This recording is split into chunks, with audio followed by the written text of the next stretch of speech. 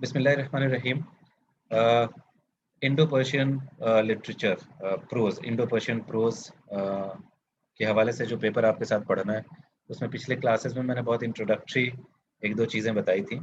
میں نے یہ بھی عرض کیا تھا کہ آپ کے پاس ایم اے غنی کی جو ایک کتاب ہے وہ ہینڈی ہو تو زیادہ اچھا ہے۔ بہت اچھی لیوسڈ رائٹنگ ہے اس کی۔ لیوسڈ ہے تو انگریزی میں، تو انگریزی ذرا سا ہو سکتا ہے آپ لوگوں کے لیے مشکل ہو، لیکن سمجھنے کے لیے بہت ٹھیک ہے۔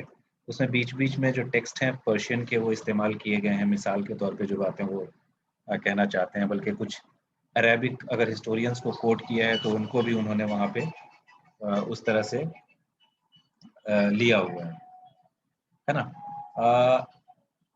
اس کے علاوہ ایک کتاب فارسی میں اگر آپ لوگوں کو پڑھنی ہو تو فارسی میں ایک کتاب ہے، میں اس کا نام آپ کو بتا دیتا ہوں۔ وہ ہے نگاہی بے تاریخ ادب فارسی در ہند، نگاہی بے تاریخ ادب فارسی در ہند۔ یہ توفیق سبحانی صاحب کی ہے نا، فارسی میں ہے۔ ایکسٹینسو رائٹنگ ہے، بہت اچھے طریقے سے اس کو انہوں نے پرسکرائب کیا ہے۔ آپ اس کے جب ایک سیکنڈ میں ابھی واپس، تو میں یہ بتا رہا تھا کہ ایک کتاب میں نے بتایا، دو کتابوں کا نام میں نے آپ سے لیا۔ دوسری کتاب جس کا نام لیا تھا میں نے وہ توفیق سبحانی صاحب کی ہے، اور میں یہ بتا رہا تھا کہ اس کے اگر آپ جو فہرست ہے، مطلب کس طرح سے ان کی رائٹنگز ہیں، اس کے جو مندرجات ہیں، اس پہ اگر آپ غور کریں گے تو بہت خوبصورتی سے روابط باستانی، پھر بعد از اسلام، پھر فارسی کے پہلے شعراء کون سے رہے ہے نا، اس کا ذکر ہے، پھر غزنوی پیریڈ کے شاعری کا ذکر ہے، پھر غوریوں کا ذکر ہے، پھر شاعروں کا ذکر ہے، اور پھر اسی طرح کرتے کرتے نویسندگان عصر غوریان ہے نا، مطلب اس کے جو نویسندگان ہیں، جو نثر کے لوگ ہیں ہے نا، پھر ادبائے اوضاع ادبی و فرہنگی ہے نا، پھر اسی طرح شعراء کا، نویسندگان کا ذکر ہے نا، نویسندگان عصر ممالک ہے نا۔ تو یہ جو کتاب ہے یہ بہت ایک سگنیفیکنٹ بک ہو سکتی ہے آپ کے لیے، سپورٹ ریڈنگ کے لیے، ٹھیک ہے۔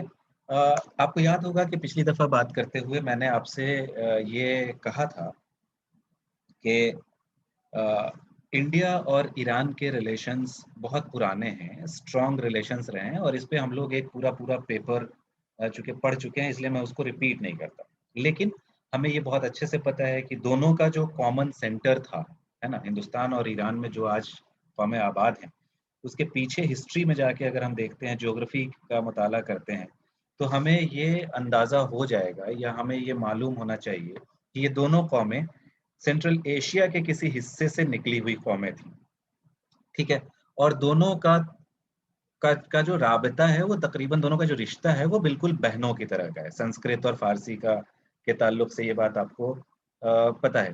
آپ کو پتہ ہے کہ ای جی براؤن جو بہت بڑے کریٹیک ہیں فارسی کے، انگریزی میں ان کی کتاب ہے نا، وہ ایسا لکھتے ہیں ایک جگہ پہ کہ مطلب اس کے تعلقات سے کہ جو ہسٹری اور سویلائزیشن ہے فارسی اور انڈیا کا، ہندوستان کا، اس کو کس طرح سے دیکھنا چاہیے 1000 1500 اور اس سے قبل کی تاریخ میں اگر ہم دیکھیں تو یہ بتاتے ہیں کہ دونوں کے کلچرز ایک دوسرے سے بہت متاثر ہوئے، اور وہ ایک جگہ لکھتے ہیں کہ it seems pretty certain that the Indians and Persian were once united in a common Indo-Iranian race located somewhere in Punjab ہے نا۔ تو ان کا ایک یہ آؤٹ لک، یہ مطلب یہ ایک سٹیٹمنٹ ہے جو بہت سگنیفیکنٹ ہے۔ ان کی اسٹڈی یہ کہتی ہے کہ پنجاب کے کسی خطے سے یہ دونوں قومیں جو ہے ان کی جو ریس ہے وہ وہاں سے نکلی ہے، ٹھیک ہے۔ پھر ایک آدھ فیکٹس اور اگر آپ یاد رکھیں ہے نا، تو وہ اس طرح سے کہ جیسے کہ آقا منشی دور کا ہم لوگ ذکر کرتے ہیں، جب بھی ہم لوگ پڑھائی پڑھتے ہیں تو آقا منشی دور کے بارے میں پڑھتے ہیں۔ 521 قبل مسیح کی بات ہوگی، اگر جس انسٹنس کو میں کوٹ کرنا چاہتا ہوں، تو جب 521 میں جب آقا منشی دور تقریباً اپنے پیک پہ تھا، تو داریوش نام کا ایک بادشاہ تھا جس نے اسکائیلیکس نام کے اپنے ایک آفیسر کو، ہے نا، ہندوستان کا سی روٹ دریافت کرنے کے لیے بھیجا تھا. ٹھیک ہے، مطلب سمندری راستہ ہندوستان کا کھوجنے کے لیے بھیجا تھا داریوش نے. اور یہ کب کی بات ہو رہی ہے؟ 521 قبل مسیح کی. تو اخامنشی دور زمانے کی بات ہو رہی ہے. اور پھر اس کے نتیجے میں یہ ہوا کہ سندھ، پنجاب کے کچھ حصے اور افغانستان کا جو کچھ حصہ تھا وہ اسی زمانے میں انہوں نے اپنے خطے میں ملا لیا، ہے نا. اور پھر یہ تاریخ میں ہے کہ کس طرح سے سکندر کا حملہ ہوتا ہے اور پھر افغانستان کے راستے سے ہندوستان تک آنے کی کوشش ہوتی ہے، وہ کامیاب نہیں ہوتی. لیکن اس کا مطلب ہے کہ بارڈرز جب بھی ہم بات کرتے ہیں تو آپ کو یاد ہوگا کہ انڈین بارڈرز کا جب ہم یوز کرتے ہیں تو آج کا پاکستان بلکہ افغانستان تک ancient Indian borders, ancient Indian books میں آپ کو ہسٹری کی کتابوں میں یہ مل جائے گا. ٹھیک ہے نا.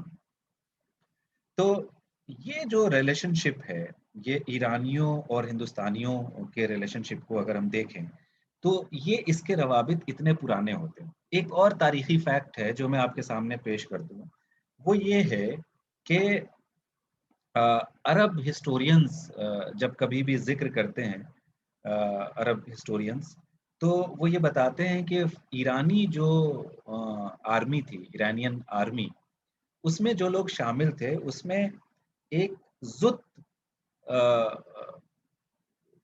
نام آتا ہے کہ زت لوگ جو ہے وہ اس میں شامل ہوا کرتے. یہ زت تھے کون؟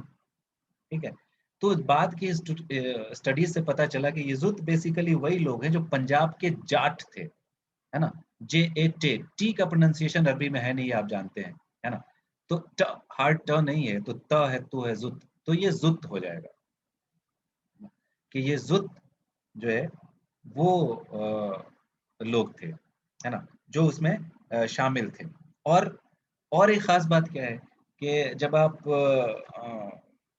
ایرانی ادب کی تاریخ پڑھیں گے یا ہسٹری آف پرشین لٹریچر پڑھیں گے تو ایک چیز بہت خاص طور سے بتائی جاتی ہے، وہ یہ کہ عربوں کے حملے کے بعد اسلام جو ہے وہ ایران میں آ گیا، ہے نا. اس پہ ہم ڈسکشن بھی کر چکے ہیں، دونوں نے ایک دوسرے کو امپیکٹ کیا. اور اس کے نتیجے میں کیا ہوا کہ ایک دوسرے کے ساتھ انٹریکشن سیٹ اپ ہوا، اور پھر اس انٹریکشن کے نتیجے میں ایران کی رسم الخط بدل گئی، عربی رسم الخط ہو گئی، ہے نا. اور اسلام پھر ایران میں آ گیا، پھر وہ چینجز الگ طرح سے تھے، یہ ایک الگ موضوع ہے. لیکن وہ لڑائی جس کو مطلب جنگ عظیم کہا جاتا ہے، جس کو مطلب ہے نا وکٹری آف وکٹریز کے نام سے یاد کرتے ہیں، فتح الفتوح کا نام دیا ہے عربوں نے اس کو، کیونکہ یہ تھا کہ ایران پہ قبضہ کرنا اپنے آپ میں بڑی بات تھی. تو ایران کو قبضہ جب کیا ہے تو کن کو ہرا کے کیا ہے؟ کل بھی میں نے کہا تھا یزدگرد سوم، ہے نا. یزدگرد سوم نام کا ساسانی بادشاہ تھا جس کو ڈیفیٹ دیا گیا. تو اس بیٹل میں یزدگرد سوم کے ساتھ جو لوگ شامل تھے ان میں یہ زت ٹرائب، زت لوگ بھی تھے، یعنی پنجاب کے جاٹ اس آرمی کا حصہ تھے. تو ہم اس سے اندازہ لگ سکتے ہیں، ہے نا، کہ کس طرح سے مطلب انڈین سب کانٹیننٹ کا انٹریکشن اس کے ساتھ رہا ہے. ایک اور فیکٹ یہ یاد رکھنا چاہیے کہ خراسان میں جب افراسیاب نے خراسان سے بہت سارے لوگوں کو، لگ بھگ ہزاروں فیملیز، پرشین فیملیز کو وہاں سے نکال دیا تھا، ہے نا. تو وہ لوگ بھاگ کے کہاں گئے؟ خراسان سے. وہ خراسان سے بھاگ کے ہے نا مطلب پہلے لاہور میں پناہ لی، پھر ملتان میں انہوں نے پناہ لی، اور پھر دلی تک وہ لوگ نکل کے چلے آئے، ہے نا. تو اس طرح سے لاہور ظاہر ہے ہندوستان کا حصہ ہو گیا 1947 کے پہلے کی ہسٹری اگر آپ پڑھیں تو، ملتان اور پھر دہلی. تو ہم یہ کہہ سکتے ہیں کہ یہ جو ہے وہ تقریباً پہلا ڈائریکٹ کنیکشن، ہسٹوریکل کنیکشن جو ہے وہ سیٹ اپ ہوا انڈین سوائل سے، جو آج کا موجودہ ہندوستان ہے اس کے سوائل سے پہلا ڈائریکٹ کانٹیکٹ جو ہے وہ اس انٹریکشن کی وجہ سے سیٹ اپ ہوا. ٹھیک ہے. تو دو تین ہسٹوریکل باتیں میں نے آپ سے شیئر کی ہیں. اب دیکھیے ایک آدھ لٹریری چیزیں بھی دیکھ لیں. میں کل کے اپنے ڈسکشن میں یہ بتانے کی کوشش کر رہا تھا کہ کس طرح سے ہندوستان میں پنچ تنتر کا جو ٹریڈیشن تھا، پنچ تنتر جو کتاب رہی تھی وشنو شرما کی، اس کا ورلڈ وائڈ ٹرانسلیشن ہوا ہے نا. بہت ہی میٹافوریکل بک تھی، میٹافور میں لکھا گیا تھا. چرند پرند کے کہانیوں کو بتا کے آج بھی بچوں کو سناتے ہیں ہم لوگ، ہے نا. اچھائی برائی، ہے نا، کریج اور اس طرح کی چیزوں کی ترغیب دینے کے لیے ہم یہ سب کام کرتے ہیں. تو اس میں یہ ہوتا ہے کہ یہ جو ایرانی لوگ تھے وہ، اچھا یہ ٹریڈیشن جو ہے اورل ٹریڈیشن سے گیا. پہلے لوگ مطلب کہانیاں منہ سے سنتے تھے، ہے نا. یہ کہانی سنانے کا ہمارے گھروں میں بھی رہا ہے. تو اس طرح کی کہانیاں جب سنتے تھے تو وہ ایران تک جو وہ اسٹوری گئی وہ عربک ورژن میں گئی، پنچ تنتر سے پہلے عربی میں اور پھر عربی سے ایران تک گئی. تو وہاں جب پہنچی ہے یہ اسٹوری کلیلہ و دمنہ کے نام سے، ٹھیک ہے. تو ایک ایران کا ایک بادشاہ ہوا کرتا تھا انوشیروان، ہے نا.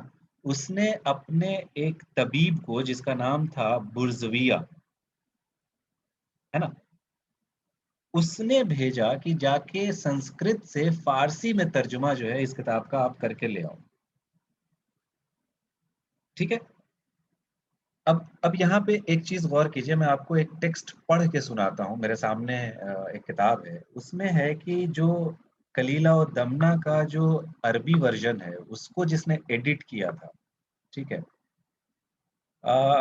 وہ جو ہے، جو ابھی میں بات کر رہا تھا کہ کس طرح سے انوشیروان نے برزویہ کو بھیجا کہ جا کے سنسکرت سے فارسی میں ترجمہ کر کے لے آئے. دیکھیے یہ ہم لوگوں کو as a student of Persian یہ سمجھنا چاہیے. ہندوستان میں ہم لوگ رہتے ہیں تو ہمارے اس طرح کے روابط کو بہت ڈیٹیل میں سمجھنا چاہیے. میں اسی لیے اتنی ڈیٹیل میں آپ سے بات کر رہا ہوں. عام طور پہ میں یہ ایم اے کے بچوں کو اس طرح سے ڈیٹیل میں پڑھاتا ہوں، لیکن چونکہ آپ انڈو پرشین لٹریچر پڑھ رہے ہیں تو اور یہ ساری چیزیں میں آپ سے شیئر کر لوں، آپ کے نالج میں رہے تو زیادہ اچھا ہے. تو اب دیکھیے وہ کیا کہتا ہے جو اس کا ایڈیٹر ہے. میں وہ ٹیکسٹ عربی میں، ظاہر ہے عربی کا تھا تو وہ عربی میں رہی ہوگی، اس کا انگریزی ٹرانسلیشن ہے. میں اس کو آپ کو پڑھ کے سنانے کی کوشش کرتا ہوں. اس کا کچھ حصہ بہت انٹرسٹنگ ہے. وہ ایڈیٹر لکھتا ہے کہ دس بک، یعنی کلیلہ و دمنہ کی بات کر رہا ہے یا پنچ تنتر کی بات کر رہا ہے، was preserved in the treasures of kings of Hindustan and guarded like the most cherished treasure. کہ یہ جو پنچ تنتر کی کہانیاں تھیں یہ جو ہے ہندوستان میں ایک خزانے کی طرح تھا اور اس کو لوگ بہت گارڈ کر کے رکھتے تھے. ٹھیک ہے. اور پھر آگے یہ کہتا ہے no one could get a clue to it until the 6th century AD when the throne of Persia passed to the king to the Kesra Anushirwan. ٹھیک ہے. تو یہ کہہ رہا ہے کہ اور اس کا جو ہے نا کسی کو اندازہ نہیں تھا، مطلب کیا کہتے ہیں، اس جو ٹریجر ہے، جو انوشیروان والی جو بات ہو رہی تھی کلیلہ و دمنہ کی، اس کا جو ٹریجر ہے اس کا کسی کو اندازہ نہیں تھا.